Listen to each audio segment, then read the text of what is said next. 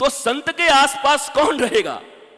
या तो जिसके जीवन में और सबके जीवन में कुछ न कुछ खामी है, उन खामियों से उपरत होकर इस जीवनानंद को हम उपलब्ध हो सकें, इसके लिए संत शरण हम ग्रहण करते हैं।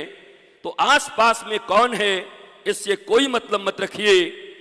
गुलाब का एक फूल वो खिलता है, कांटे हजार होते हैं, पर आपको जानकर आश्चर्य होगा कि उसको कांटे का पौधा नहीं कहा जाता, गुलाब का पौधा कहा जाता है। हजारों कांटों के बीच तत्व और लीला का मिश्रण मत किया करो। ये वृंदावन है, गिरिराज है।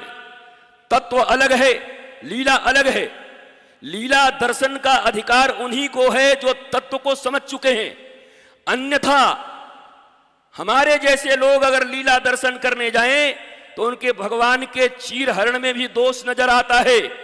और भारत का इससे बड़ा दुर्भाग्य क्या होगा कि भारत के गलियों और मोहल्लों में कोई शर्मा जी के बेटे और बेटी कहीं भाग जाएं तो लोग कहते हैं आजकल रास लीला चल रहा है। अरे जीवात्मा और परमात्मा के मिलन के इस महारास को शरीरों के मिलन का बात कहने वाला ये भारत नहीं हो सकता, ये विदेशी संस्कृति हो सकती है। रोक लगाओ इस पर। महाराज जी आजकल रास लीला चल रही है। भैया रास लीला, डांडिया दो डंडे उठाए और डंड डंड करने लगे और रास लीला हो गई।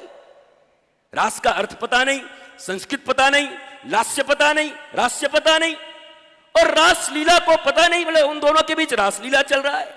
जिस देश के नौजवान, जिस देश की संस्कृति के वाहक लोग अपने ईश्वर के इस परम लीला के विषय में ऐसी घटिया धारणा रखते हो, उस देश में कितना उत्थान हो सकता है, कितनी प्रगति हो सकती है।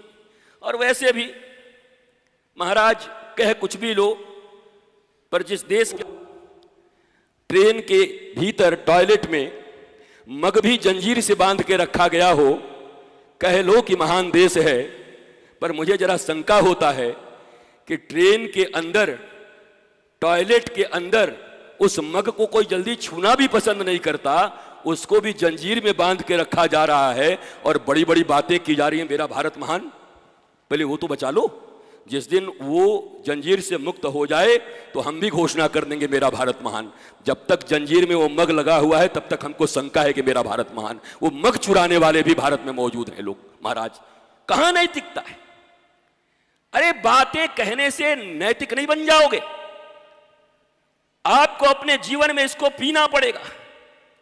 माता ने राम को दूध पिलाया, इतना प्रेम करती, पर 1.5 मिनट की संगति हो गई मंथरा और कैकेयी की।